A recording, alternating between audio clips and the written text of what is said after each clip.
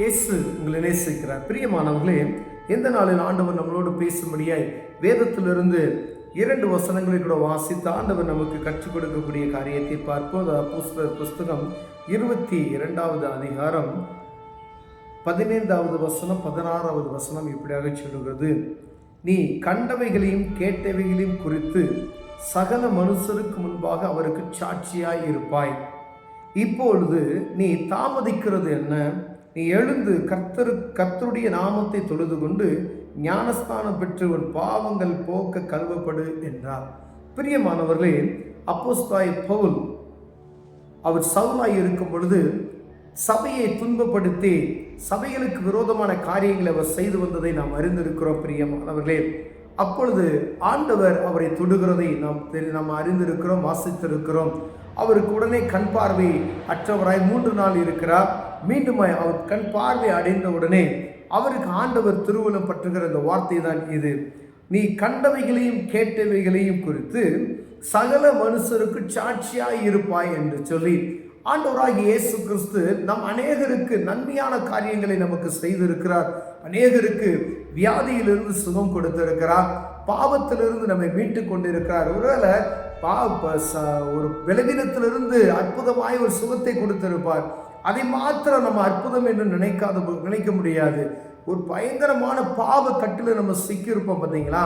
விட முடியாத பாவம், மனுஷனால் அருவருப்பக்கூடிய பாவங்களை நம்ம சிக்கியிருப்போம். மறைமுகமான பாவங்களில் சிக்கியிருந்திருப்போம். ஆனால் ஆண்டவர் அதிலிருந்து நம்ம என்ன செஞ்சிருப்பார்? மீட்டு எடுத்திருப்பார். பிரியமானவர்களே, ஏன் மீட்டு எடுத்திருப்பார்னா, அவருடைய நாமத்தை நாம் தொழுது கொள்ளும் பொழுது, ஆண்டவராய் இயேசு கிறிஸ்து நம்மை அறிந்த பொழுது, அப்பொழுது நம்ம பாவங்கள் நம்ம விட்டு என்ன செய்யறது? முழுமையாய் கழுவப்படுகிறது. பிரியமானது நம்ம பிரித்தெடுக்கப்படுகிறோம். அப்படி ஆண்டவர் செய்த நன்மைகளை என்ன செய்யணுமா? சாட்சியாய் சொல்லணும்னு சொல்லி அப்போஸ்தலனாகிய பவுல்கிட்ட ஆண்டவர் சொல்றார். பெரிய ஊழியக்காரர் அவர்கிட்ட சொல்றார், நீ ஏன் தாமதம் பண்ற?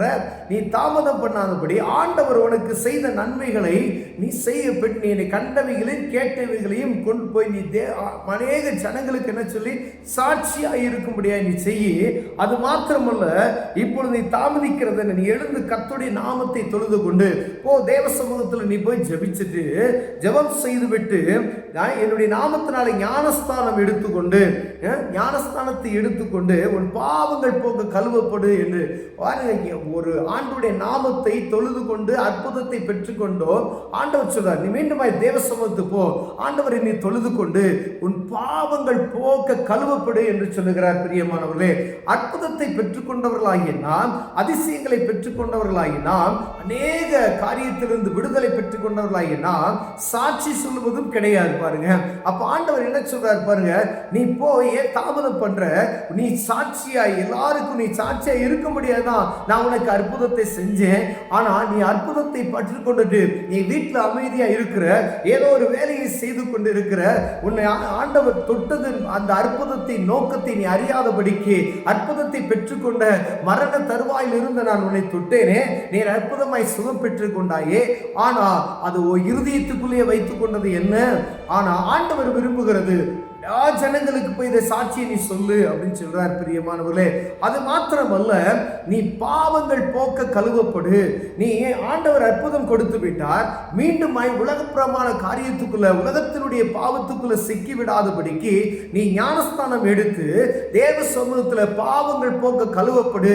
நீ சாட்சியாய் நிற்குவதும் பரிசுத்தமாய் வாழுவது எவ்வளவு முக்கியம் என்பதை அப்போஸ்தலனாகிய பவுலுக்கு ஆண்டவர் திருவுளம் பற்றுகிற அந்த வார்த்தையை உங்களோடும் என்னோடும் ஆண்டவர் பேசிக்கொண்டிருக்கிறார். பிரியமானவரே, அநேக நேரங்களில் இப்படிப்பட்டதான வார்த்தைகள் நமக்கு என்ன செய்யறது? கேட்கறது இல்லை. அற்புதங்களை அநேக பேர் பெற்றுக் கொண்டுருவோம். நீங்க எண்ணி முடியாத காரியத்தை ஆண்டவர் உங்களுக்கு செய்திருப்பார். பிரியமானவர்களே, நீங்க உங்களுக்கு ஆண்டவர் செய்த அற்புதத்தை, ஆண்டவர் உங்களுக்கு செய்த நன்மைகளை நீங்க பிறருக்கு போய் நீங்க சொல்லுவீங்க அப்படின்னு சொன்னா, சாட்சியா இருப்பீங்கன்னு சொன்னா, தேவ நாமம் மகிமைப்படும், அவருடைய நாமம் மகிமைப்படும். அவர்களும் அந்த அற்புதத்தை பெற்றுக் கொள்வார்கள். நீங்க பெற்ற அந்த அற்புதத்தை மற்றவர்களும் பெற்றுக்கொள்ளும்படியாய் ஆண்டவர் சொல்லுகிறார், நீ உனக்கு செய்த நன்மைகளை பிறருக்கு போய் நீ சொல்லினது மாற்றம் அல்ல, உன்னுடைய வாழ்க்கையில ஒரு மாற்றத்தை நான் காண விரும்புகிறேன். அந்த மாற்றத்தை பிறரும் பார்க்கும்படியாய் உன் பாவங்கள் போக்க ஞானஸ்தானம் எடுத்து நீ சுத்தமுள்ளவனாய் இரு என்று சொல்லுகிறதை பார்க்க முடிகிறது. பிரியமானவரே, அநேக நாட்கள்ல அநேக வருடங்களாய் இருக்கலாம், ஆண்டவருடைய சத்தத்துக்கு நம்ம செவி கொடுக்காதபடி இருப்போமே. ஆண்டவர் இப்பொழுது உங்களுக்கு ஒரு வாய்ப்பை அளிக்கிறார் பிரியமானவர்களே. ஏதோ ஒரு அற்புதம் உங்களுக்கு ஆண்டவர் செய்திருப்பார். ஏதோ ஒரு பலவீனத்திலிருந்து ஆண்டவர்களை விடுவித்து காத்திருக்கிறார். ஏதோ யாராலையும் செய்ய முடியாத ஒரு அற்புதம் நீங்க மறந்து இருக்கலாம், ஆனா ஆண்டவர் அது உங்களுக்கு செய்திருப்பார். இந்த நாள் அதை ஞாபகப்படுத்துகிறார் பிரியமானவர்களே. அந்த அற்புதத்தை, அந்த ஆண்டவர் செய்த நன்மையை உங்களுக்கு அறியாத ஜனங்களுக்கு சொல்லுங்க. இயேசுவால் கூட ஒரு பாதிக்கப்பட்ட இருக்கிற ஜனங்க, தாகத்தோடு இருக்கிற ஜனங்களுக்கு, பலவீனத்தோடு இருக்கிற ஜனங்களுக்கு, கடன் பாரத்தில் சிக்கி இருக்கிற ஜனங்களுக்கு, மன பாரத்தில் இருக்கிற ஜனங்களுக்கு இந்த காரியத்தை நீ சொல்லும் பொழுது அவர்கள் ஆண்டவரை ஏற்றுக்கொள்வது மாத்திரமல்ல, அவர்களும் அற்புதத்தை பெற்றுக் கொள்வார்கள்.